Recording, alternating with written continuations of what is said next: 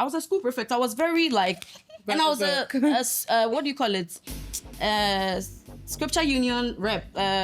Like I was very, I'm telling you. So like I was, I was. Oh my goodness, babes. That's why we pause, and that's why I think that's brainstorming because are you joking me, Jesus?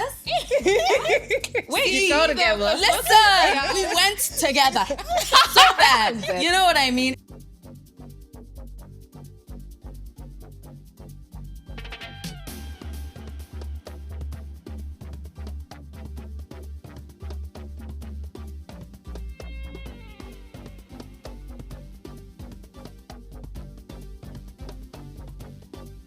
Hello. Welcome to Sankasa podcast. I'm Rowena Dzifa, call me what you want, and I'm here with Tenika Sam, call me what you want. And today we have some guests, so we're so excited. I had such a delayed reaction. okay. I have next to me, we have Ama Governor. She is a human rights babe, finance babe, advocate, YouTuber. Should I let you finish? No, yeah, I think that's about it. But yeah, my name is Elorm Ama Governor. I'm really delighted to be here. Yay. And next to her, we have Rebekah. Rebekah, do you want us to say your full government name? I don't mind. I feel like everyone knows my government name. Okay, we have Rebekah Martey-Koley Rampe. Oh my God. I'm dead. Sorry, I'm dyslexic actually. Genuinely. Okay, you say it. Okay, my name is Rebekah Martey-Koley Rampe. Okay. Yeah. There you go. Okay. And she is the founder of Afrodite Friends. Do you want to tell us a little bit more about that? Yeah, so I'm the founder and executive director of Afrodite Friends. Afrodite Friends is a women-centered organization focused on creating enriching experiences for women and gender non-conforming people. So I'm a community builder. I work in community development, and I'm also a creative producer.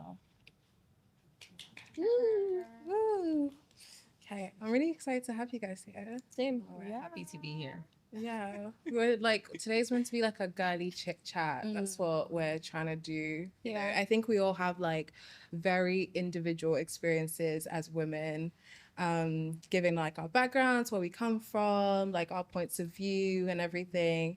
And I was like, let's talk about it, because like the intersection of womanhood, like our different experiences.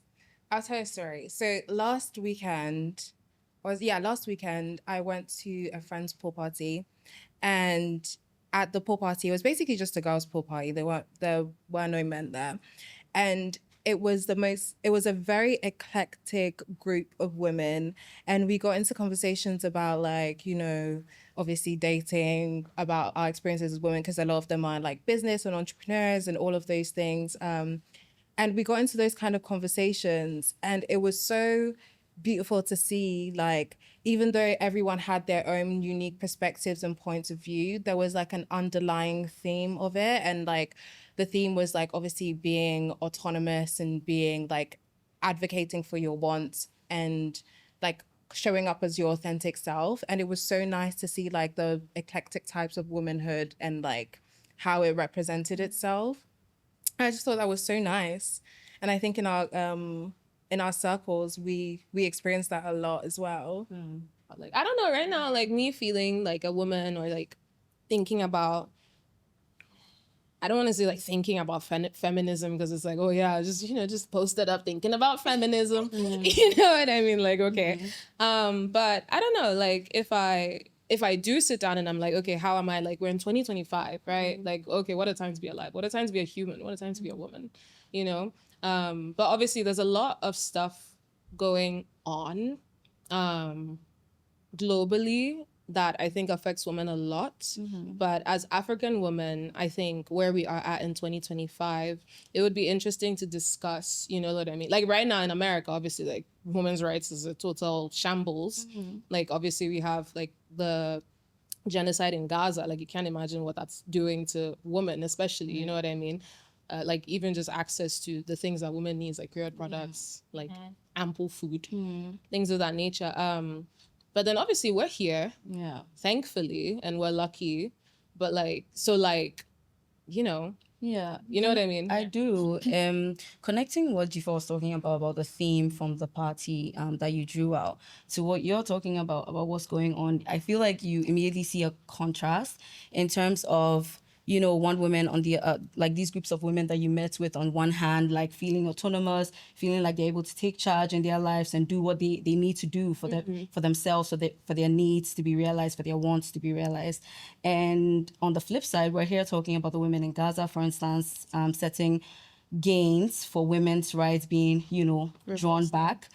So also because we're on like the introductory basis and we didn't really get to go into it, I was even thinking for me right now, what I would like to get into is kind of one, if I feel right now that I identify with the theme that the women that you spoke to did, not in a way to slight the women who aren't that we've identified, of course, but just to get into like who we are, what we do, and if these things lead or we feel that they like resonate with these themes. Because I can sit here and start and say that I think they do.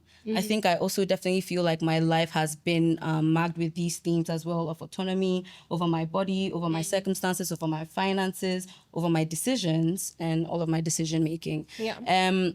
So, and also just to also bring in how because for me, those themes are very much aligned with feminism. And it's a core theme in my life. So I would just like to like merge those and kind of just talk about how I got into feminism, how I feel like I found autonomy and such. So it's long, but I will definitely try to cut it short. But I'll just say that honestly, in my vocabulary growing up, my parents' vocabulary growing up, there was not feminism in that vocabulary. In fact, there was the contrary that a lot of us experienced growing up, which is just these very patriarchal, misogynistic norms and gender roles for kids that we see growing up that we're supposed to also learn from our parents. So like I grew up thinking, like knowing I had to cook, I have to do this, I have to do this, and also be watching my mother who goes to work like my dad, comes home and then cooks. That part, When he waits and he served, you know, and this is not also to like disregard these systems and cultures, or is it? Because it is. We are listen, like what I would say, the reason why I said that is because again, the whole point of feminism is for you to understand what you're doing and understand that it's from an autonomous, like, decision-making point of view. And if that's what you want to still do and be a trad wife, that's okay. Like, I will never shit on, like, a person that wants to be a trad wife. So this is not what I'm doing, but I'm really just sharing how I started off. So this was, like, my context. Okay, no, like, foreign material coming into the mix in terms of socialization in my home where I know that, oh, okay, it's okay to be autonomous. None of these themes really coming up until... really, I entered uni and I went to law school. I think second year in law school, we had this course called Gender and the Law. Let me say this because I don't want people to say that, oh, like feminism necessarily equates to like the queer struggle. But for me, in my personal journey, like it kind of culminated at a point for me. It's how I kind of got the boldness. Oh yeah, I'm queer. Sorry, I don't know if that's... I am a pansexual woman living in Ghana, an openly pansexual woman living in Ghana.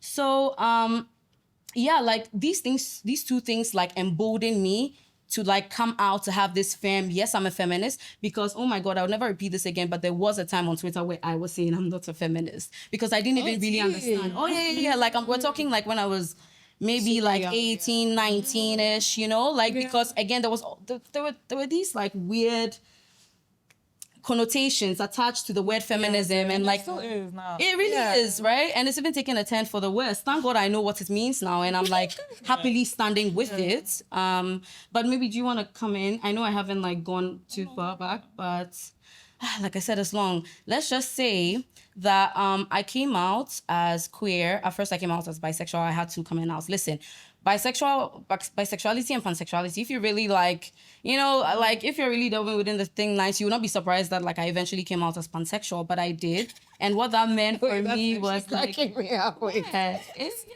if you dive into the bisexuality, the segue. No, for real. So I think when I Pipeline, first came out, I told my mom, my pastor, and my cousin first. Told your pastor. I did because I was really close to my. So okay.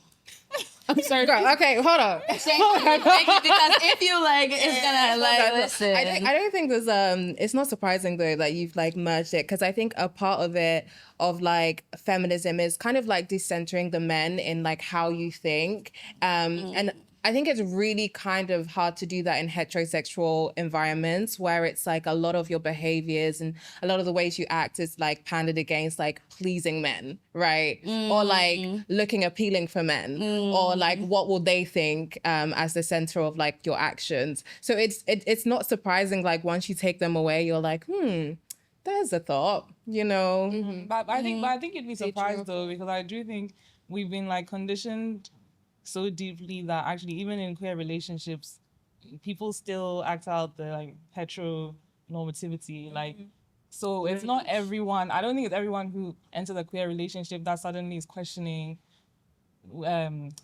how those the norms. norms, you know, like challenging the like you meet a lot of queer women, maybe more mass presenting women, who one of the biggest challenges for them is like, okay, I'm still a woman. Like, why am I not being treated like a woman? Why am I still being expected to pay for every date and expected to basically take on the role of a man? So I don't think it's that alone. I think maybe because of who you were, maybe that led you I mean, I appreciated the link you were trying to draw. I'm not sure if that was what it meant for me when I said like, I came to myself as a queer person and as a feminist at the same time. It wasn't so much even Was it the about sentiment. agency? Like Say again? your own agency, like your. Absolutely, but very much through my experiences as well. Like it just kind of happened like that. Yeah. Right? Oh, Because okay, it just kind of okay. it So really you just kind came of to both of those. like it looks like But at the it same makes time in sense terms of in a coming way. out. Okay, Because before I would like ever even do underground movements as a queer person, I was as a feminist. Yeah. Like I'm not a person to be told what to do, even by my parents. Like, generally speaking, like, I'm supposed to be married, I'm 26, I'm going to be 27, things like that. Those conversations don't come my way because I built my family space brick by brick. Your boundaries. So they know exactly, but that's from like more the feminist side, right? From 19 came like the queer side, but then the feminist angle coming like out, right? And acting out outside of my family and my like intimate spaces. It kind of came at the same time where I came out as a queer person. Okay. And as a queer person, I didn't even really have like underground things. Cause like high school, I didn't have queer love interests. I didn't. I was a school prefect. I was very like, and I was a what do you call it? Scripture union rep. I was I'm telling you. So like I was I was. Oh my goodness, babes. That's why we pause, and that's why I think the Rose coming because right. are you joking me and Jesus? Wait, you go together. Listen, we went together so bad. You know what I mean? And like I was a church girl, like bro, it was crazy from high school, even coming to that's why I told my pastor. Because I was like, listen, we're so close. Me, I'm not a person who lies. Like I can't do secrecy, sneaky. Like I can't, do you get me? Yeah. And then at the point where I was like 19 and now suddenly I was like, Ama, you gay as hell. Like, let's get into it. Even then I was like, okay, because I'm a Christian. So my first coming out video was Christian, African, and bisexual. So my resolution, which I told to my mother, my cousin, and my pastor, was that yes, I identify as bisexual, but I am not pursuing it. I'm not pursuing the other side of my sexuality. That was like my stance for like all for 2 minutes. You're not acting. Girl, Because no, I'm so serious. That was the stance I came on YouTube. I was like, listen, but I'm not. And then, like, you know, the gayness was hitting me left, right, center as I was growing. So it was also now like I was starting YouTube and I was super honest. That was like one of my things. Like I was super transparent, super honest, right?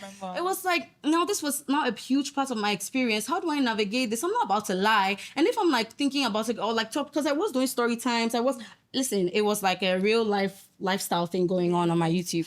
So then, so that was like the beginning of the culmination, like really coming out and then saying it and then like taking the heat and then kind of movement organizers reaching out to me here and there and then like hinting at me how political this is.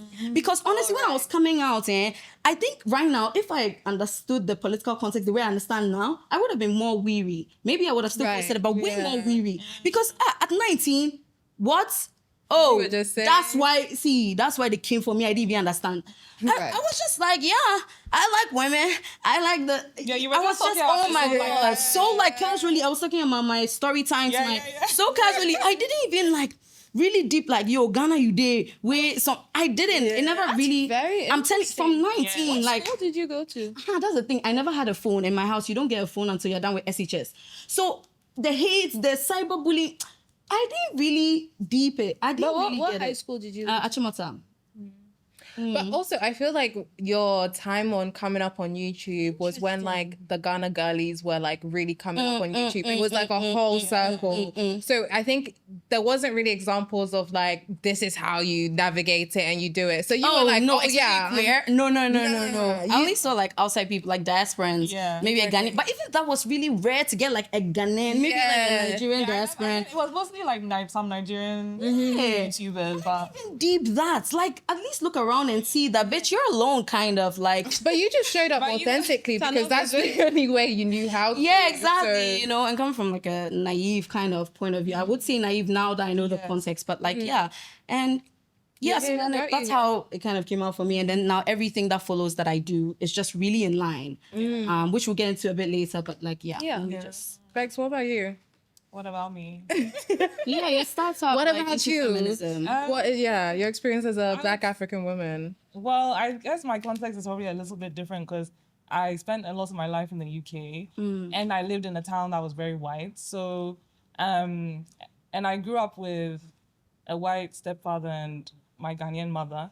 But my mom was very, very dominant in our household, like the culture. So even my little sisters are half white, half black, but I think it took them to like recently to clock that, okay, you show up in the world as a mixed race person. You're not a black woman, even though you're raised by one, just because of how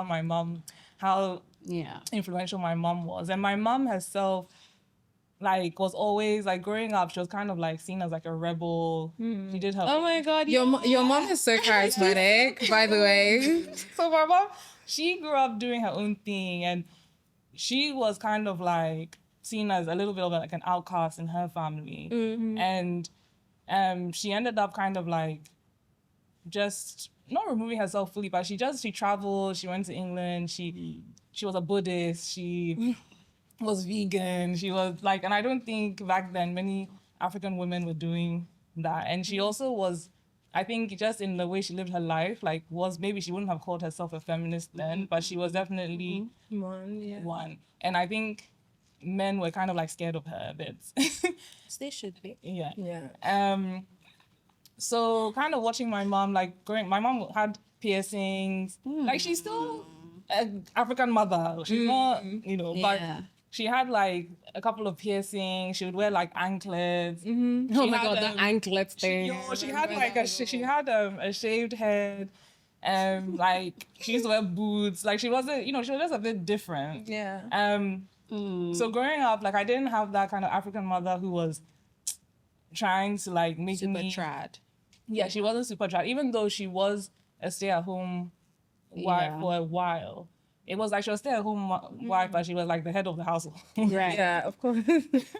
And so I just remember, like, looking up to her. And then also when I got into, like, maybe when I was in sixth form, I started really getting into learning about African history, slavery and colonization. And before it became, like, kind of cool to be Afrocentric, I was very Afrocentric. And, like, I went to uni and the girls would be like, oh, you're so Afrocentric, like, in an insulting kind of way. Because I went to uni and my posters, I had, like, the Black Panther salute, like, I had Malcolm X, I had Martin Luther King, I had, like, that was, like, the posters that were on my wall. And I didn't have relaxed hair. Like, I had done the big chop, like, a couple years before.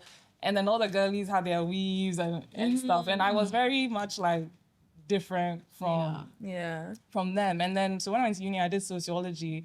And for my dissertation, I did my dissertation on the impacts of colonization and slavery on Black women and their body image. I think it was something like that. Interesting. Yeah, so then that's when I really, like, delved into like feminist theory and feminists and reading feminist literature and learning a lot about that. Yeah. And then me, I think I was radicalized from like quite a young age.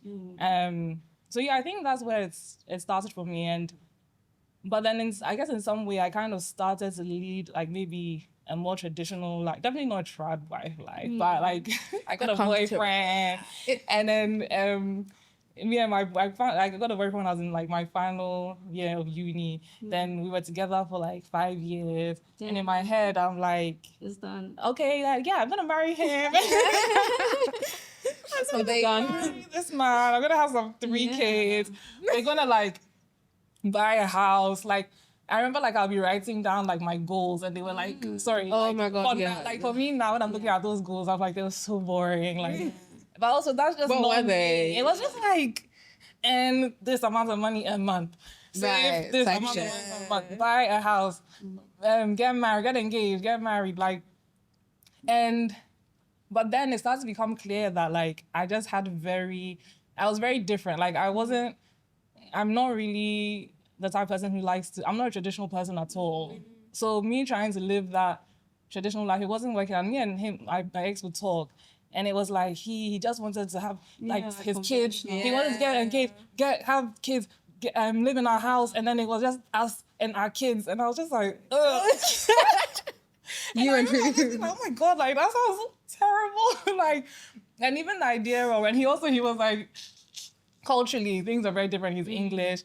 So it was, and I was used to a very open house. Like there was always people coming in and out. And then he was like, very much like, we'll have our kids, then it'll be us and our kids. And I'm just like, boy, like that's just not for me. But yeah. And then, and I think things would come up in that relationship where it was like, he was like actually probably the best kind of guy you can get. But even just like, there's that base level of like being like possessive over you as a woman, like their partner, or feeling like, okay, if you take the next step, then you have to behave in a certain way. Like, oh, when we get married, you won't be going to like these please.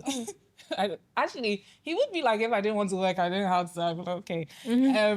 But like, oh, you won't be going to these festivals. When you go to these festivals for the weekend with your friends and you're doing things, you won't really be doing that, right? And I'm like, well, I will definitely be doing that. Like, especially when I have kids. Like, what? So it was just, those types of things will come up for me. And I realized very quickly that I don't really have that many men in my life, but like interacting with men, even like the most liberal man you meet, still has this idea in the back of their head that like as a woman you're supposed to behave a certain way. Yeah, you have those values. And then as a married woman you have to behave a certain way. And as a mother you have to behave a certain way. And me, I just wasn't vibing with that. I think my experience of coming towards feminism, honestly, I think it's like it's backwards, to be honest. Because like I grew up in quite a traditional home, with like, same as you, like mom would cook for my stepdad, and I would always kind of look at that and be like, yeah, I don't want that. I was like, yeah, cannot be me. And I think because of like, same as you, I was living in like a really white area. One thing is I got to see different dynamics in like other people's homes.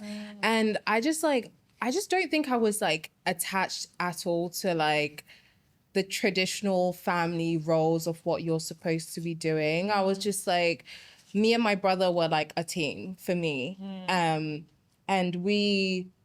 he would do things like, as the older brother, he would cook for me. I would do things like, we kind of like switched roles a lot. And I was just like, oh, why? Like, I didn't really like at the time, like think to question it, like, oh, why are boys meant to do this and boys meant to do that? I just don't think it ever came up for me because like, he was very much in his like feminine and masculine, and like it went vice versa.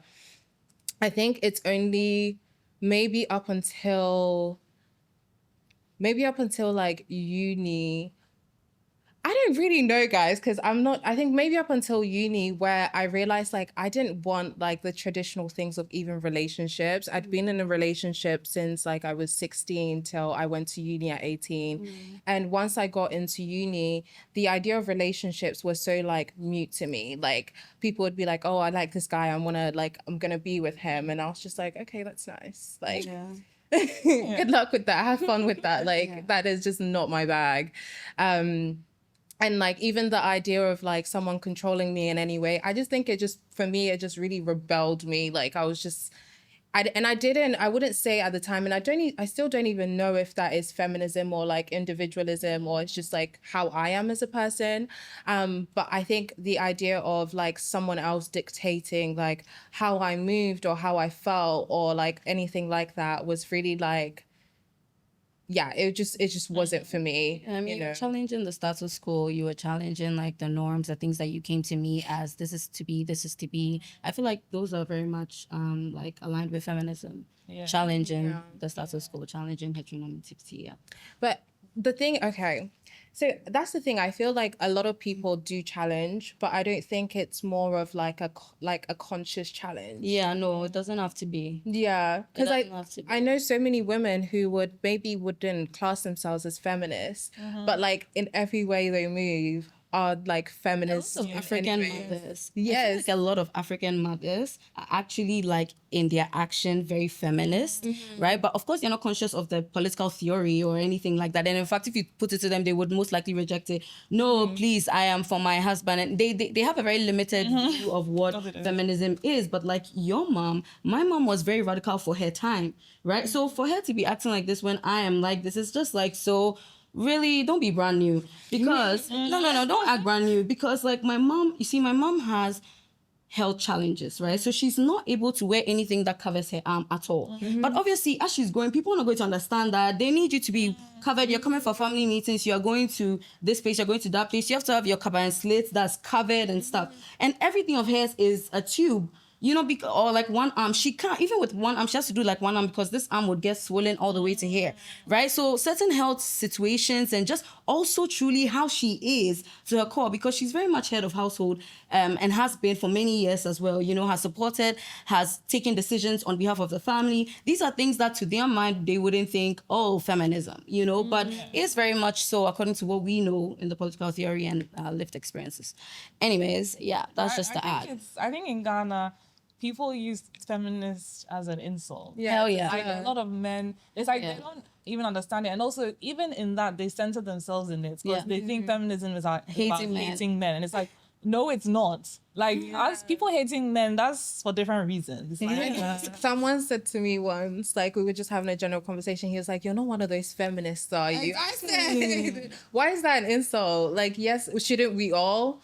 The Camilla effect, like, shouldn't we all be feminists for real? Like, including you, sir. Including you. You're even talking about normal people, like this thing. I'm talking about, in March, I was in Senegal for like a, let's say a movement building session, if you like, right? And so this is like human rights actors, activists, legal experts, policy experts, movement builders from, I think, West Africa specifically, right? And then everyone is going around introducing themselves. It gets to my turn and I'm like, hello, I'm a feminist, And then I think one of the next women who went, she was like, yes, and I'm very happy you mentioned you're a feminist. Now I can also say I'm a feminist too. And I didn't feel safe before saying it in this environment. And I'm like, wait a minute. Again, my naivety and going around just shouting things and then finding out later that there's an actual context here where now if you say you're a feminist, it means something specific to certain people's minds that I'm completely oblivious to. Right. So like, even with men and like, you know, people are not even politically conscious versus politically conscious spaces still acting like this. Yes, West African. Oh, the place you... Yes. It was a convenient because, like, it's a serious problem. It is. Even among politically conscious, progressive... Yeah. Progressive. But the thing is, their level of progressive, let's be honest, it's going to be limited because look at the cultural context we live in. Like, we have not progressed that far. Do you know what I mean? Like, and it's selective. Like, you see, when they think of it, they're like, oh, remove corruption. Oh, like bring economic. They don't think of women's rights. They don't think of queer people's rights. They're like, oh, listen. Even within our comrades, they'll be like, listen, comrade. Especially like, I don't want to mention the region, but they have an act. Okay, I'm not gonna do that. I'm just gonna say like, they'll be like, listen, comrade. Listen. Oh, I don't think it'll be a problem, but listen, comrade.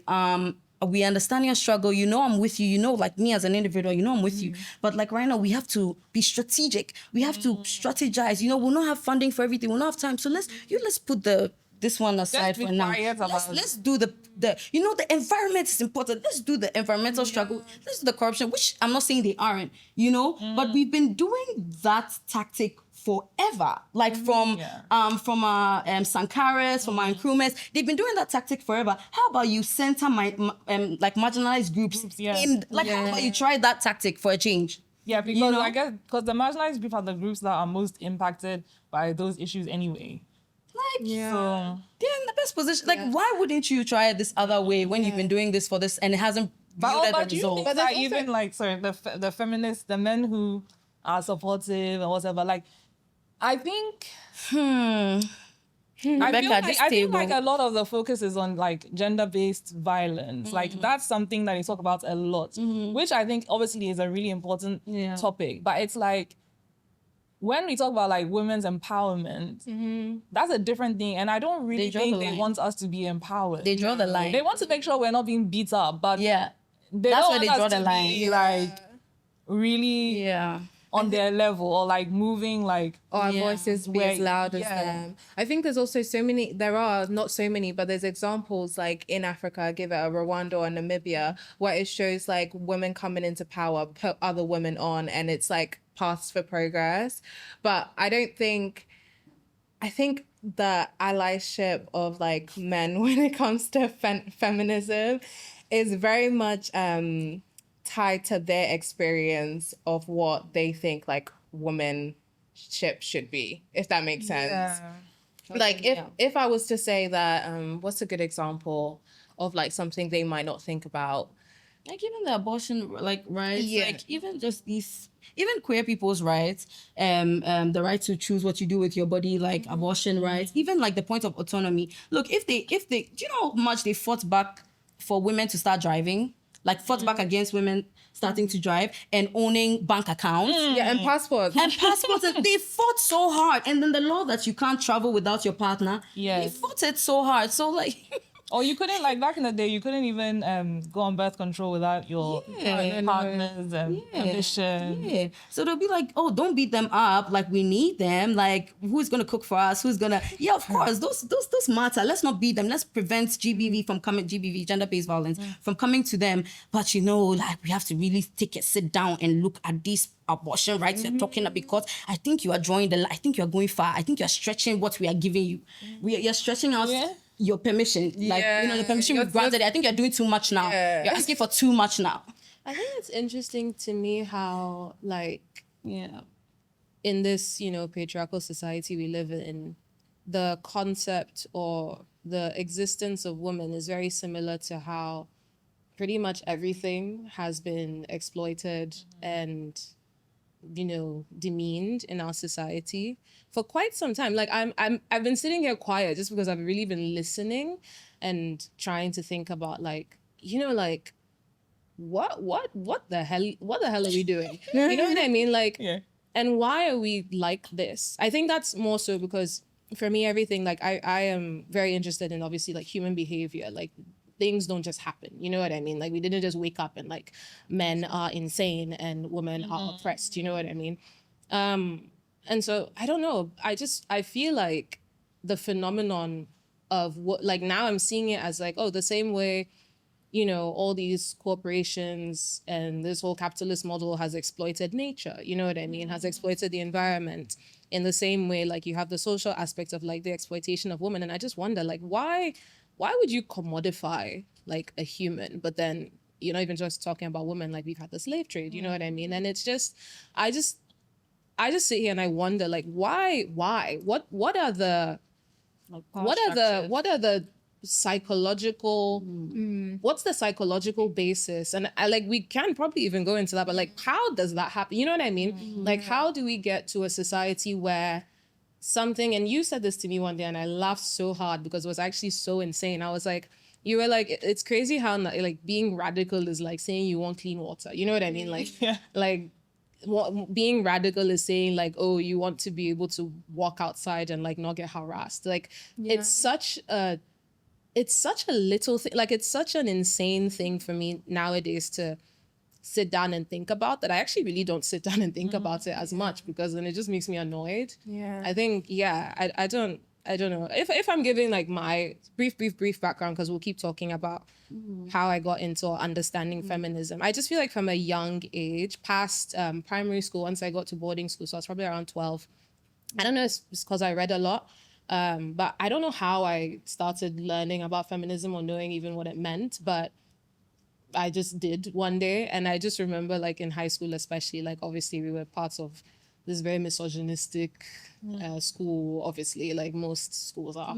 And just constantly feeling really, like, insane, like genuinely like psychotic. Like, are you guys serious? Like, this is what you actually think about women? And sometimes it wasn't even like, you would see them doing it because they knew it annoyed you, not even really because it's what they believed. And it's just like, you just like, why are you so crazy that your desire in life is to antagonize another human being, like on purpose? You know what I mean? Like, unintentionally, sure, but like on purpose. Like, you would fight against our arguments on feminism for the sake of just arguing against us, which in and of itself is like an entirely misogynistic and anti-feminist thing to do.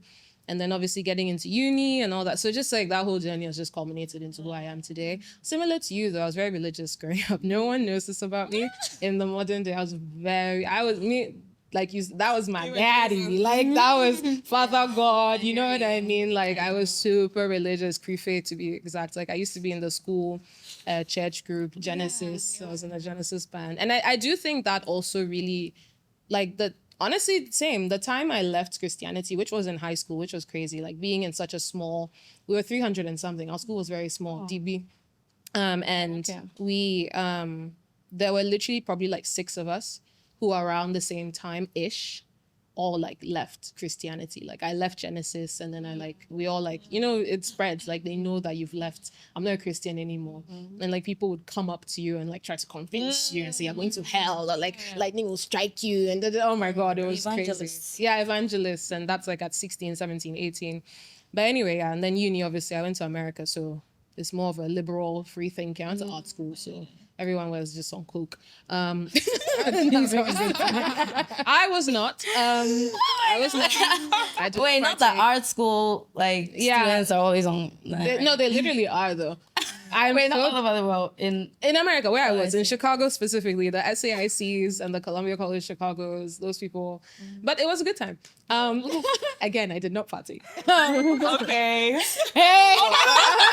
She did it. I like your turn.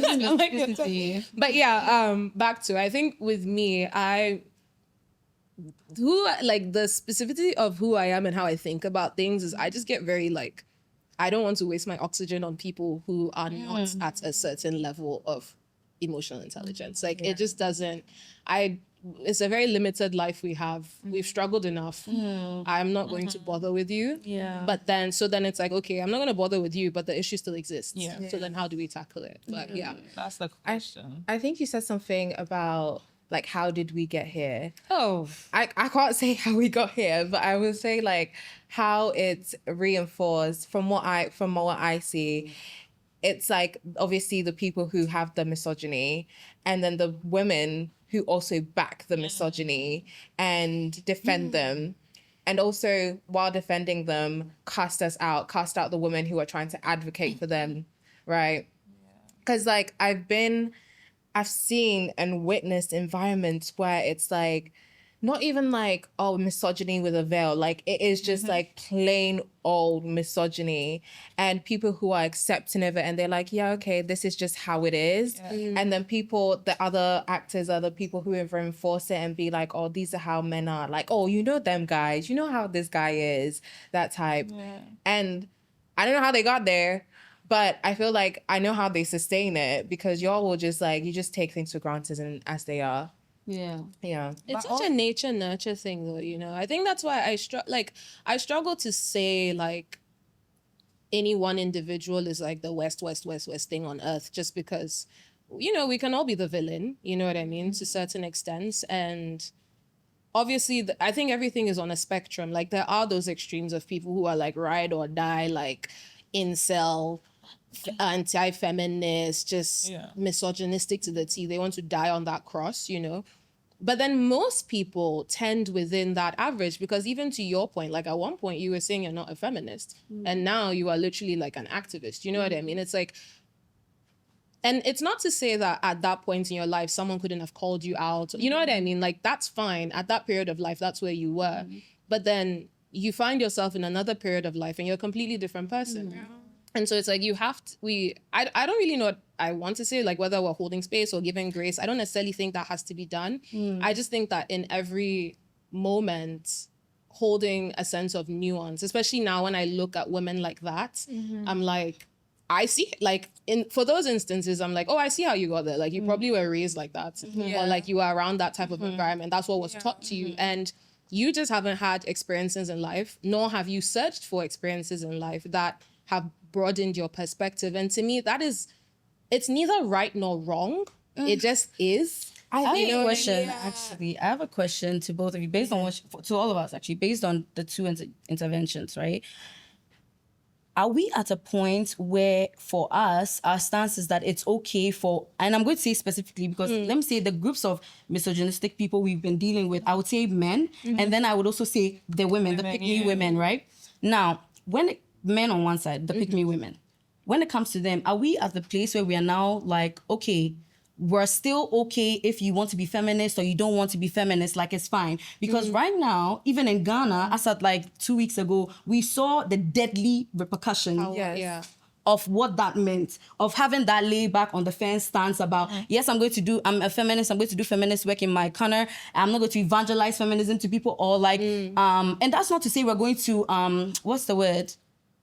When you want to impose, right? That's not to say, but really, like, where are we really getting to with like the women in particular? Are we okay standing on the fence and letting them go like, oh yeah, me, I don't know about any feminism, because now we are dying because of it. Like we, the feminists, are dying because of it, you know? Yeah. So that's the question. Me, I feel like I hear you, nature, nurture, fair, but I feel like, to your point, it is so dangerous. Like there are so many circumstances of like harm, death being done to women by pick-me women who have been called out by other women to be like, this person is this way, this is the situation, but they choose to side with men. I think at that point, nuance kind of flies out for me, because you're giving the education, you're giving the community in order to come in and learn, and you don't want to. Instead, you would side with like, I don't know, the man at whatever he's giving you, I don't know. I mean, but for me, that scenario is not the premise that I was standing on. The premise is not about like, have they been educated yet? Like at that point, they haven't been, is what I'm saying. A lot of minor ways. I'll say a really, really silly example. Okay, so at the moment, there's on Love Island, the UK one, there's this guy called Harry, biggest misogynist. He cheats, he talks shit about women.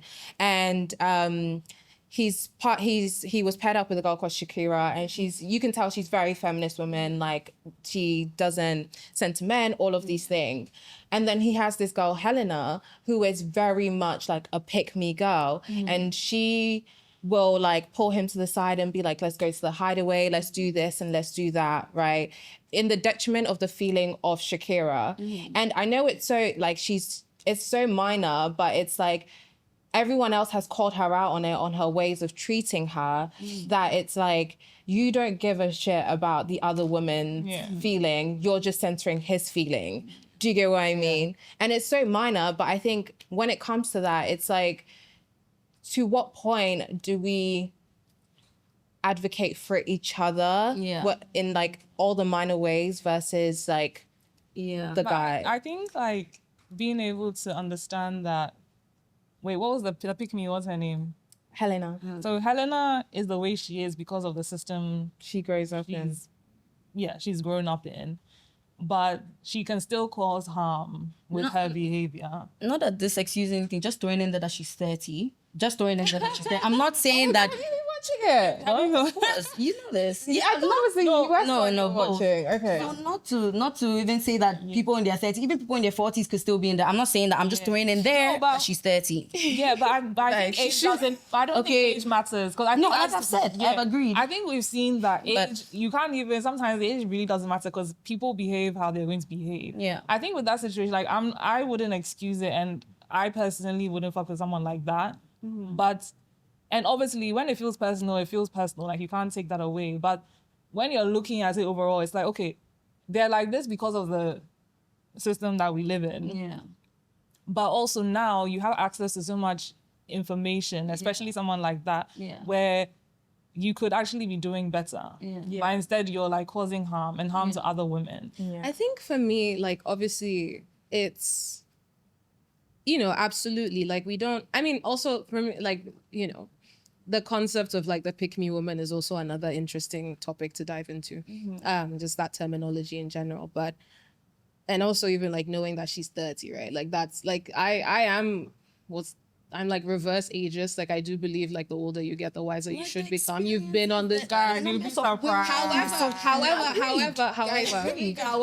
I will say that for me, I just think, and it probably ties into like an advocacy. It's like, what does advocacy look like? Like how, because everyone is so individual. Like to my points, like we don't just wake up and are feminists. There's a journey to get there, right? And everyone's journey is going to look different. Like you can have the worst, most misogynistic, most like male-centering woman in her teens, in her 20s, in her 30s, and by 50, she's probably pioneering a whole movement of like feminist radical ideology. You know what I mean? Like you just never know. And it's a question of how do we, again, I don't necessarily have the word, I'll just keep saying nuance. It's not necessarily holding space, but it's just recognizing that as the people who are at that level, how are we bringing people into the cause? Like, you know, by like obviously I think there's a difference between shitting on people and lambasting them. And then there's a difference between that and like holding people accountable. Yeah. But I don't think we're good at that. That's one thing I will say. I don't think currently for a lot of people who maybe aren't necessarily like activists to their core and like really sit down and figure out like how do we bring people into our cause, like just like the average lay person who's like, yeah, I'm a feminist, you know, I understand the theory, I understand, or like I have it in my own way. We tend to be more lambasting than we are correcting. You know what I mean? Like we don't necessarily think about like, oh, I want this, like you just want them to be a feminist, but you don't just become. I don't think in every situation, like when there's a woman who's kind of presented a pick-me or a drag black or someone who's just unfeminist, I don't think people always come on strong to them. I actually think sometimes because another woman, first of all, what I see, especially like even on social media, comments and stuff, the woman comes, woman to woman, they're like, babe, this, they're really trying to make you understand. Like, you know, then I think they do quite a lot of the time approach a situation with quite a bit of grace. And then when she's saying some crazy shit, then that's when people start becoming quite harsh and maybe judgmental. I don't think we always, because I do think a lot of us, when we see a woman in that position, it's like I think naturally we want to like save her. Mm-hmm.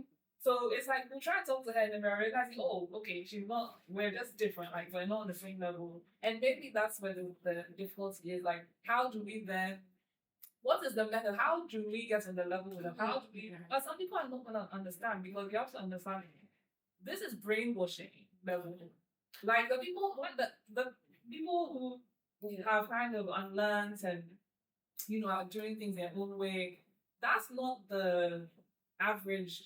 Even if like some women like still have those feminist thoughts, in the way they cannot actually they can't live their life that way. maybe because of fear or because of, I don't know, the pressures that they're living in. But it's like, it's not that easy. So maybe it's just like finding a way to learn, like, how do we cross that barrier? Because this would be like a value shift for them. Yeah. Like a substantive, like whole mindset shift And I for think them. it's just like I feel a lot of us feel the empathy because like that breaking of like your reality once you start, it's painful and it's like it's difficult. I think to second what you said, like a lot of the times I feel like we come to it in conversation. We don't come in at like as an aggressive thing because like we do want to be like, girl, like no, like this is actually what is going on. Like I'm not about it. Exactly. And I think a lot of times the people who refuse to like don't want to listen, I don't think it's necessarily because they don't know. I think a lot of the times like they know, but they're like, this system works best for me in the positions I put myself in, so that's okay. They think it works best. Yeah. They benefit in some way from it. It doesn't mean that that's what works best for them. Like, sorry. No, yeah. So I just want to say two things. Like, one on like the Love Island bit, and then on like what you call a minor effect of, you know, the women being pick-me's. But then the second thing, tabling kind of like one of the major effects that we saw in Ghana like weeks ago, from a woman dying because of another pick-me. So the first bit, I'm going to kind of talk about what you've talked about in terms of they know, and that when they choose not to engage with this like other system, they are consciously choosing to stay within that other system, be shielded by it, benefit from it, and then let people suffer the repercussions for it, right? And I'm also going to talk about the age thing because on a first level, 1,000% I agree. Okay, that 30 doesn't mean shit, right? But again, when we're talking about let's take accountability, okay? Let's also give ourselves who have come into the political consciousness some credit. We're not special people. We're not special that we just came to feminism. We're not special, right? We're just like you that has chosen not to come into feminism. And also, yes, back in the day, I used to be of the opinion that, oh no, I'll do my feminism, you don't have to do that. But now we're seeing the repercussions which we're about to talk about after I finish this point. When I say she's 30, I wish you would see the girl. Because it's not just about seeing the girl, it's about even the opportunities to learn during the period. Because you weren't given that much context if you weren't watching the show. But before even I get into the context, when I say you are 30, or when I think of a woman that we're talking about saying 30, Love Island UK. UK. Now, in the first place, while some of us came to our feminism, even down crowd, like maybe top level feminism through political theory and doing your dissertation and stuff, a lot of us came like it was lived experience, you get me? And constantly confronting the system. Because guess what? Patriarchy, misogyny is in our faces everywhere. Office spaces with your sister. Once there's a woman around, and even once there's a man around, you have to look out for it. And this world is made of men, women, non-binary people, and such, right? And even some non-binary people even like perpetrate some of these stereotypes, right? So then we're talking about a world full of people who are constantly perpetrating the system we are trying to fight. So like what that means for me as a 30-year-old is that you've had 3 decades. You've had 3 decades to be confronted with how men treat you at the bank, how your partners have treated you, how your brother, how your father has treated you. You've been confronted with the issues we are trying to change from the get-go. And every time you have chosen not to engage, it's a conscious decision, especially after you're 25. Yeah. So I'm saying from your 25, your frontal lobe has developed. I beg. You don't have anyone. So I'm so sorry because now I've shifted my stance to no, bitch. You have to engage. Yeah. Especially when the girls sit you down and they're like, Helena. What do you think? Like you said, babe. Helena, she's like, but she just lost at doesn't it. have anything. Wait, but Ama, don't you think like what you've just explained? Yeah. At the end of the day, there's only 2 ways you can go. So you've experienced that 25, 30 years of men treating you a certain way. So there's literally 2 options. You resist it and fight for something better, or you become palatable to men. So it makes sense. And that's the first level I agree with you. Yes, and that's all. And yes, because beyond that. yes, but you have to also like those are the only 2 ways. To your first level agreement that I have with you that yes. So it makes sense that the some age people doesn't will matter. be like this. Yeah. I agree 100%. But after the first level, I don't even give a hell. What are we talking about? No, because it's almost like saying like when you're talking about like Black Lives Matter and then you're like, their race is bad, they're old, you know, like they'll talk about old white people or someone's grandparents. Yeah. Like, but it's just a time they came from, and it's like no, like I'm sorry, we used to not agree. We used to be like, okay, fine, we'll let it slide. But now it's like absolutely not. Like agreed. Yeah, agreed. And I feel like it falls on the same principle. So you've had like the opportunity, like, exactly. Yeah. So you can't tell me that they are old and they're in their time. And it's the same thing I say to like even like our relatives, our old Ghanaian specific relatives who for me like are trying to be queerphobic towards me or trying to be like, why do you sleep with women? Why do you like women? Da, da, da, da. I'm like, listen, I understand your time. I understand. That's why I'm even giving you grace to be speaking the words you're speaking, but that's where it ends. Okay? Because I'm now living my time. I'm now trying to figure out what works for me, just like you were. Just like you were wearing those shorts when you felt like you needed to go to the club. Just like you were taking all those decisions. I am in my time, so you would let me, right? It's the same thing, I think, to these women as well that we're talking about. Anyway, the second thing quickly being that like some weeks ago in Ghana here, essentially there's this woman and her husband. I think they are on the outskirts of Accra, not in Greater Accra. They live together. He's constantly beating her. He's constantly beating her up. And then she's always running to this friend in particular. Now, this friend is probably not even going to call herself feminist, but at least she has these are even the points I wanted to add to that, but I forgot you. I'll let it go. But essentially, right, you're not even feminist or you don't even know feminist politics, but you have some basic values when it comes to protecting women, when it comes to protecting human beings, right? So then this woman is just like, listen, your man keeps beating you up. So this once they beat her blue black, she ran to her friend. Her friend is like, listen, I think you need to leave this man. That was her only mistake in life. I think you need to leave this man. Now, this woman goes back. You see, it's hard for me to even say this pick me woman, and because you can see she's a victim in the situation as well, right? But then she now goes back to the man and not only just goes back to the trouble, but goes on to incite trouble against her friend, right? She's now saying to her husband, oh yeah, listen, I went to like seek comfort from this other friend of mine that you know, right? And essentially she advised me to leave you. And so this man is enraged. How dare you talk about the matters in my household? How dare you try to influence my wife to leave me? What does he do? He picks up a gun. He just goes straight to the woman's house and shoots her dead.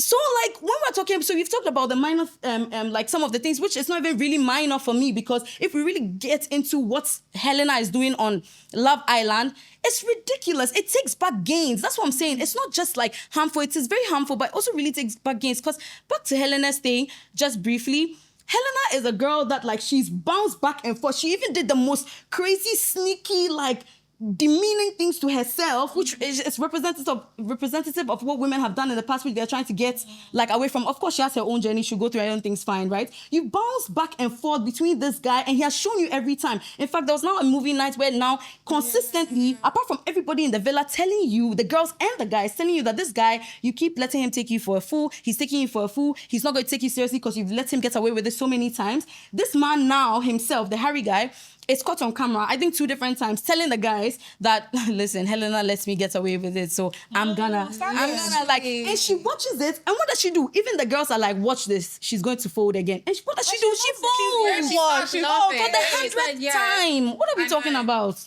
I beg. But that's herself. Dangerous. Like, what's the word?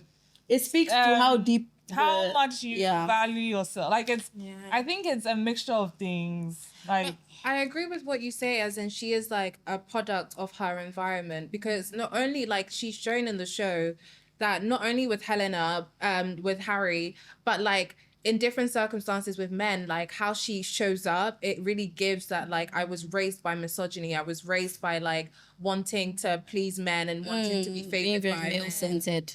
Like so male-centered. Self-esteem. That's what I'm trying to say. Like that's what they give. The question is what I'm trying to get at. Like it's weird. Like I said before, like I do hold people like that in. Let me not even say people like that, but it's just like people who are not at a certain level of political consciousness, agency, emotional intelligence. I'm not necessarily gonna be your bestie, obviously. You exist in your own faction, I exist in my own faction.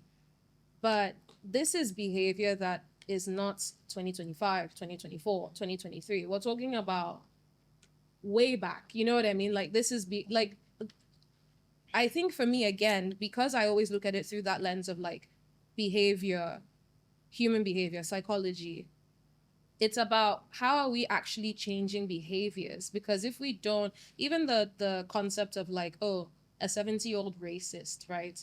Yeah, their age is not necessarily an excuse, but there is a psychological basis for why they are that way. 1,000%. Because at that point, like, there's neuroscience behind this. Like, your brain at a certain point is not even able to create certain, like, you're too old. Your brain is not working, for lack of a more scientific phrase. But wait, is it a person who has been racist all 70 years or just at 70?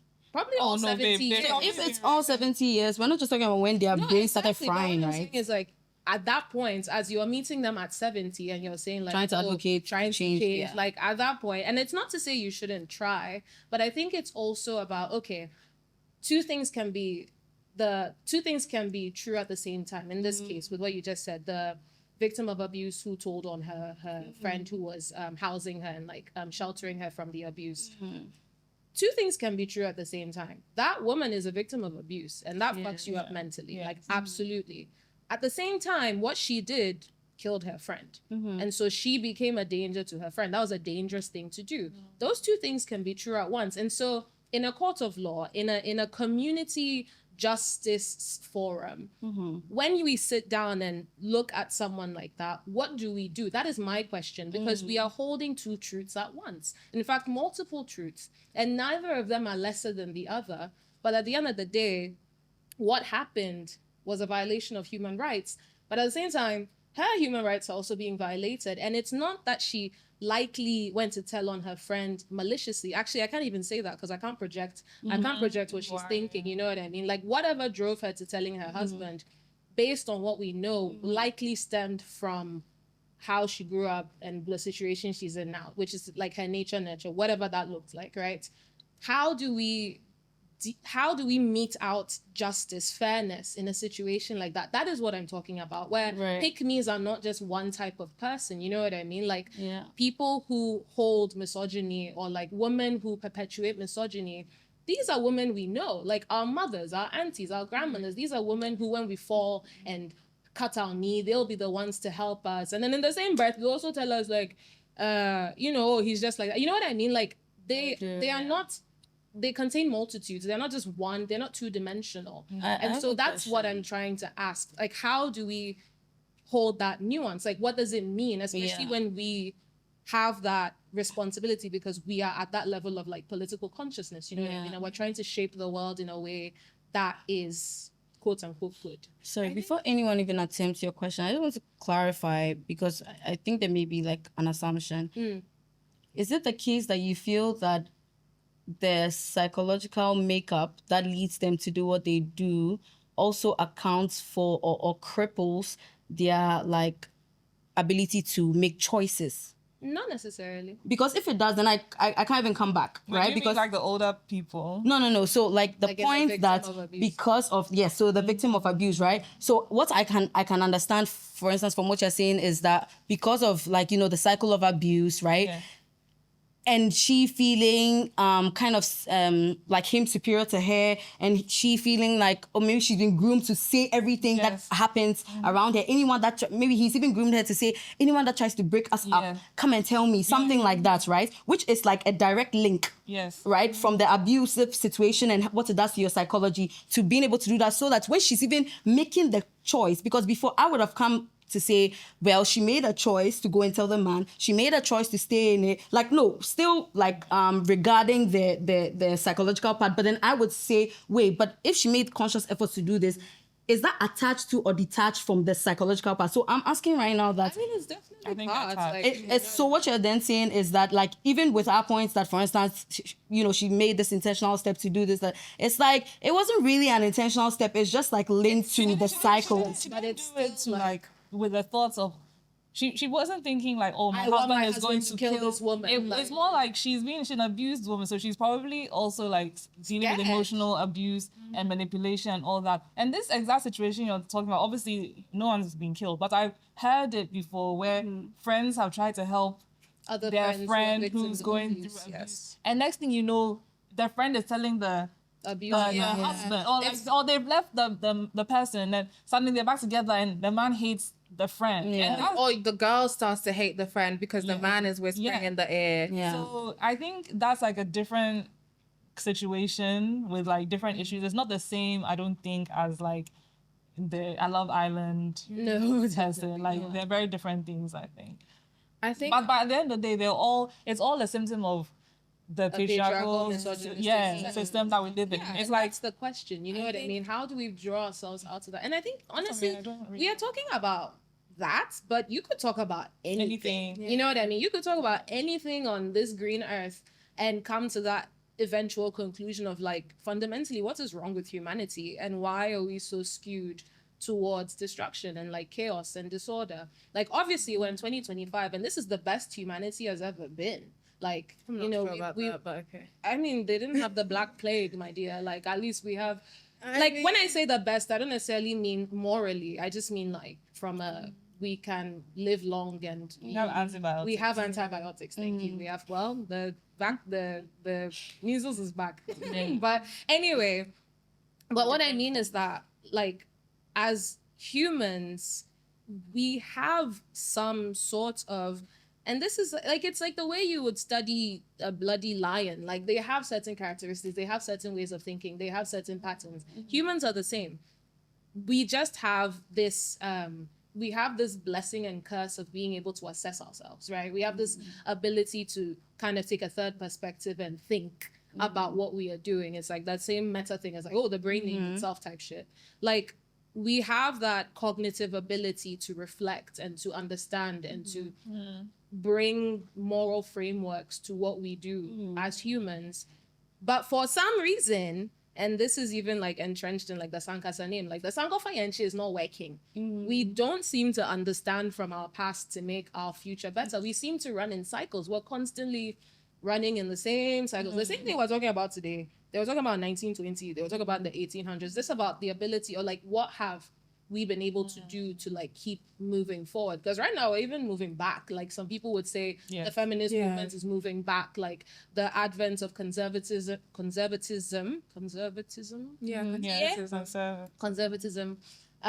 and red pill, whatever, and MAGA and all that shit. And even in Ghana, like you have the, I think I get what you're trying to that's say. what I'm saying. I get what you're trying to say. I think for, like you say, it's nuanced, but I also feel like, I think like as Sankasa is like, it's conversation.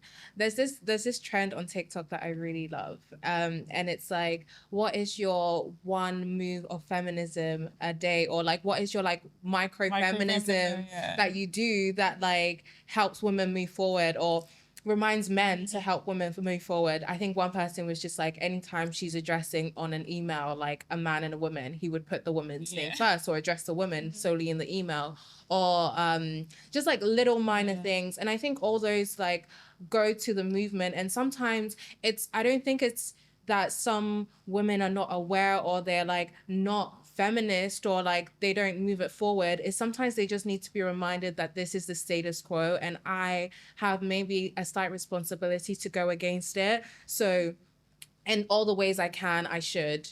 I don't know if that really speaks to answering your question. I get it.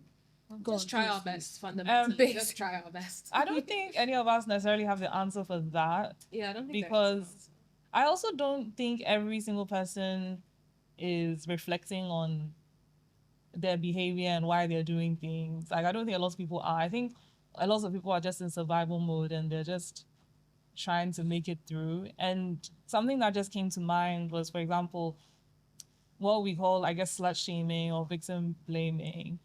A lot of that actually stems from women trying to protect other women, but in like a really warped way. So like if your grandmother was sexually assaulted. And in her mind, it's like, okay, she put two and two together and decided that, okay, if you dress a certain way, you are more risk of being assaulted. And then that passes down. So then she's really hard on her kid about don't wear this, don't show this, don't show this. And then she's really hard on her kid. And then in the end, it comes across as slut shaming because you are wearing something like, why are you wearing that? But it all stems from violence from men. Yeah. Okay, I think... Okay, thank you. Should I go? Yeah, you should go.